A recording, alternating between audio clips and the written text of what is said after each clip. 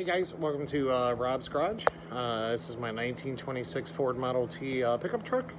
Right now I'm just going to show you how to install the steering wheel. It's kind of tricky but fun. What I did is I greased this. Now I'm going to put the steering wheel back on. There's a little pin here that just slides right in there. And then if you look on your steering wheel, you need to line that up. Pretty simple. Bear with me, try and do this one-handed. You got to make sure that pin is stuck in that groove there, and that is it. And then you put your bolt on, and pretty simple. Hopefully this is helpful, and like, subscribe, and thanks for watching. Cheers.